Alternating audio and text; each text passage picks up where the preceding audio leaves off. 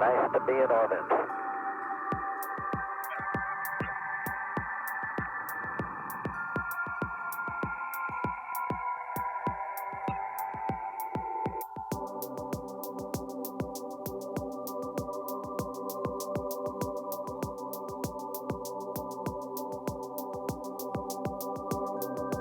Discovery's 4 computers now have primary control of critical vehicle functions.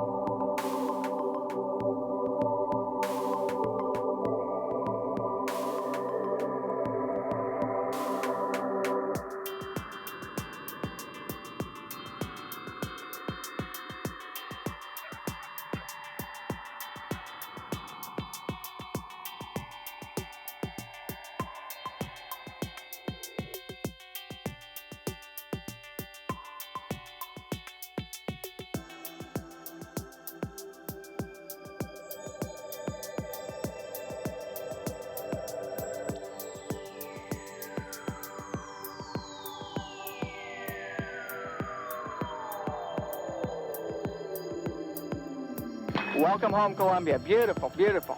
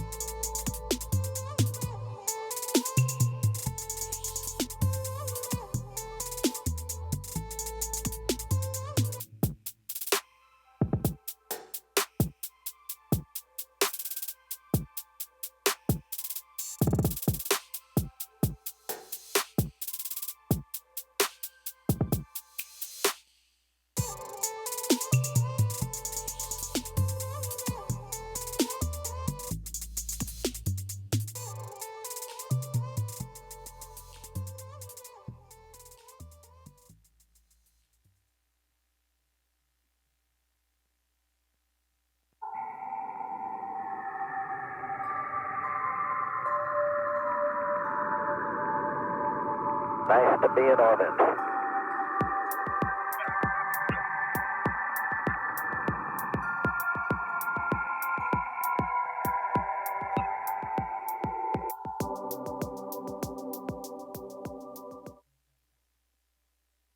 And thanks everyone for engaging in the breakouts. We are tallying up the numbers right now, but easily in the hundreds of breakouts all going on at the same time, and fantastic Q&A with each of the CEOs. Nate, Christine, you guys want to lead us through a discussion here before the special guests join us at the top of the hour? Sure, thanks, Brandon. As many of you might have seen, pass through your network, there's a link that we had to flex over to for YouTube. We're in the process of getting that back up, but that new link over to YouTube, we've got a stack of folks that are already over there. Pass that to anyone who is still looking. Great conversations, a little bit of back and forth on the breakouts. I know there's a couple of people had some problems. There are others who just gave rave reviews that we've heard already. The opportunity to really interact directly with these innovators. So in the short time that we have here, Christine, I'll hand it back over to you for a couple of quick questions that we have for the CEOs that we have on the panel here. Yeah, great. Thank you. So, I think one, question we really have for the full team for some, maybe we think about just a speed kind of question would be, what in your opinion is your key government use case? Maybe we'll just kind of go around the table here in the order of the breakout rooms, and we'll start with Paul. Sure. Look, I think the key government use case is frankly really similar to what the civilian use case is. This is a vehicle that has been kind of optimized for moving people and potentially things anywhere between 2 and 150 miles. So that's a mission that is important on the civilian side, and certainly important on the government side as well. And we feel really good about the fact that those are so similar. Great, thank you. Kyle, how about you? The mission for our aircraft is really in cargo and logistics, which is a great compliment, as I think the Air Force knows they move people, cargo, medicine, supplies, resupplies. We have focused on having a very large cavern in the aircraft and having the flexibility of moving large, heavy payloads. Okay, thank you. Ed? Oh, sorry about that. Unable to start video. Sorry about that. Anyway, I think it's on your side actually, but we are too. That's our focus on cargo, but our focus was really it was much more market oriented. It's by talking to the large package overnight package delivery companies and people like that. Was how can we get their what can we provide for them? What is the plug and play solution? And that's exactly what we've come up with, is something that allowed them to move lots of cargo. So we have 1,000 nautical mile capability without having to refuel, or for that matter, having to unload cargo, which was very important. So it gives us, it really is, as we say, it's a plug and play solution that has multiple things. And even for them on the military side, the ability to do CASEVAC, which we hadn't really looked at before, but we do have that capability, especially now. The idea is to have a palletized version of a CASEVAC answer that we're doing for our phase 3 for Agility Prime, is that demonstration to show that we can carry 6 casualties and 2 flight medics along with all their equipment as well, get to a location about 50 nautical miles away. We fly a little over 240 miles an hour, so we can get there very quickly, much faster than a helicopter. Really shorten that golden hour time from injury to hospital. We can shorten it down to 30 minutes, right in the 30-minute range, which really is beneficial. It's exciting to hear about some of that streamlining. I'm not sure if we've got Dave connected back on, but Dave, what's the perspective from Elroy?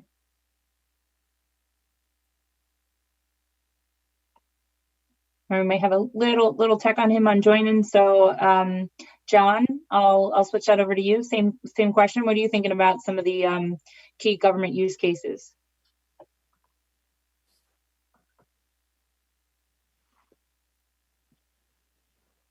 I'm gonna keep rolling here. Matt, we have you on from Lyft.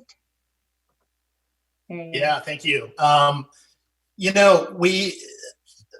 Any application where you need to get a single person, obviously with our aircraft being single seat, onto scene. So first response, whether that's medical first response, we're developing a version that basically has an integrated stretcher. So you can get on scene really quickly. You can essentially load a patient if medevac is needed and fly that autonomously back to medical facilities. So really exciting use cases there. There's a little provision as an ultralight actually provided for in the FAA's rules that allows ultralights to be used by federal, state, and local governments, and without the limitations on ultralights. So flying in controlled airspace, flying over congested areas. We're really excited to explore that. So they're actually flown under Part 91 instead of Part 103 if you're a government agency. So lots of use cases beyond recreation and sport for us. Super, and we've got Dave Merrill back in now.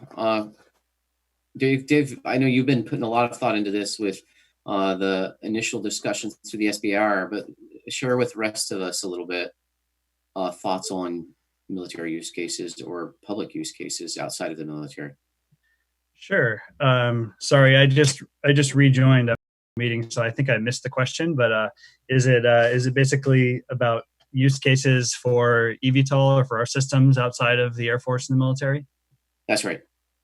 Yeah. Well, we've been noticing since we started the company that there are very strong commercial logistics use cases for our system. And in fact, we built the kind of early customer base that's ready to use our systems in the commercial logistics world, in the oil and gas logistics world. And I think when we've thought about product development, we think of this Venn diagram of what we've learned through a lot of customer discovery and customer development on the with big logistics customers, and what we've learned from the military. Both, not even beyond the Air Force, the Army and the Marines I mentioned earlier are also interested in autonomous aerial resupply. And so our goal is to create a core platform that forms the basis of a business that can serve both of these use cases. And it turns out that actually the needs of commercial logistics to be more nimble and enable time definite deliveries in places where it's really challenging to do that today, either because of traffic or terrain or other challenges, have a lot of overlap to what we've learned about the need in the military to do better, more high-performing logistics. And John, we'll finish off with you. I know you've put a lot of thought into this over the years, and so we'll ask you just a slightly different question, given that you spent a lot of time already working with DARPA and others. What are the biggest changes you see in the technologies and in this market space as compared to the time when you started Transformer that became Ares with DARPA? Can you hear me, Nate? My video is not, I can't, how do we get my video? That's all right. We've got you loud and clear. So, okay. So what are the challenges? Is that the question in terms of technology or in terms of business, or what specifically? The biggest changes that you've seen in the VTOL market since you started the work with Ares and with Transformer a few years back?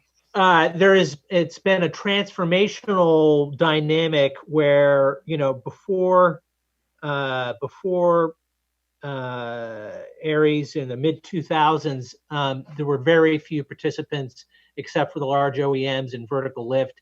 It was frankly, the OEMs were not bringing technology to the table, and I think that gap motivated the customers to start looking for capabilities on the military side, and then the emergence of autonomous systems in the commercial side began opening people's eyes to what was possible, and particularly advanced at a high rate outside of the DoD construct, and opened, I think, a lot of people's eyes within the military that autonomous systems have to be really looked at carefully and adopted.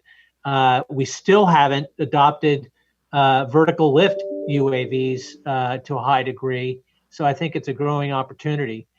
From a business perspective, the Defense Department has made a sea change in its openness to working with small, innovative companies, and I think Agility Prime is the manifestation of a trend that's been going on for about 5 years.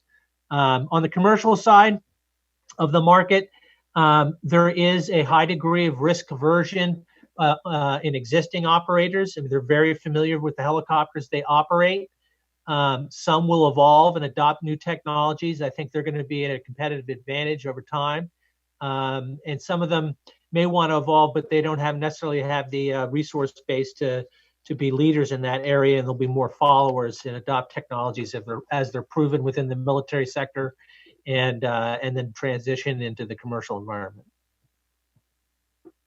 Well, listen, I want to thank all of you for the time that you spent with us today and the time over the week, in particular, the time that you and your teams are putting into developing these truly transformational capabilities.